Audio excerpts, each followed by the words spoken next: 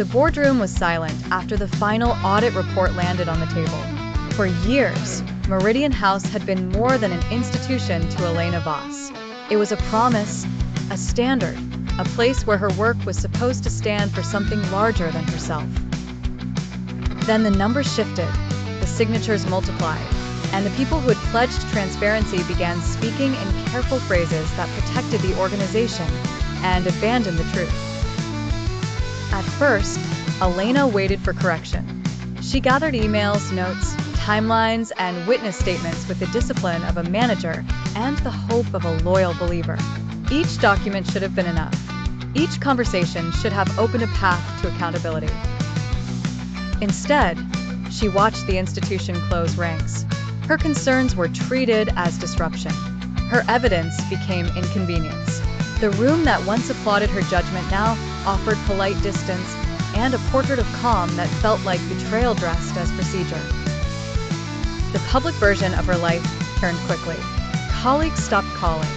Former allies used words like misunderstanding and unfortunate development. There were meetings where her name was spoken as a risk to reputation, not as a person who had told the truth. Elena learned how fast shame can be assigned when a system wants silence more than repair. She also learned something more durable. Reputational damage is loud, but it is not always authoritative. She left on a rainy Thursday with a cardboard box of personal files and a resignation letter that read with more restraint than she felt. The first weeks were practical and empty. She slept poorly, answered fewer messages, and walked before dawn when the city was still deciding whether to wake up. In that quiet, there was no public defense to win, no committee to persuade. There was only the private work of staying intact. Elena began by telling the truth to herself without negotiation. She had trusted. She had been wrong. Both facts could exist together. She stopped measuring her worth by the institution that had failed her and started measuring her days by what remained under her control. Integrity, attention, and steadiness. She met with a counselor.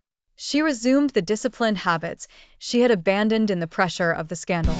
She ate properly. She kept appointments. She learned that peace is not the absence of pain, but the refusal to let pain become a new authority.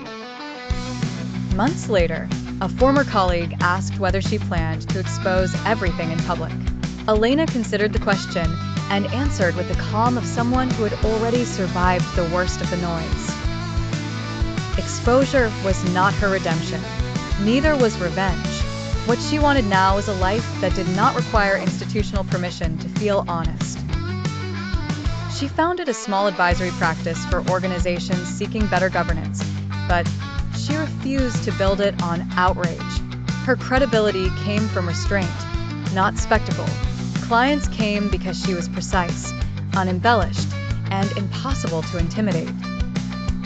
The irony was apparent to everyone except the people who had once dismissed her. The system had tried to erase her authority, and in doing so had clarified it. At year-end, Elena stood alone in her office after the lights had been lowered on the surrounding floors.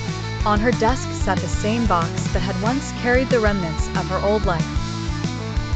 It now held records of a new one, built carefully, without fanfare. She looked out over the city and felt no desire for vindication from the people who had chosen convenience over conscience.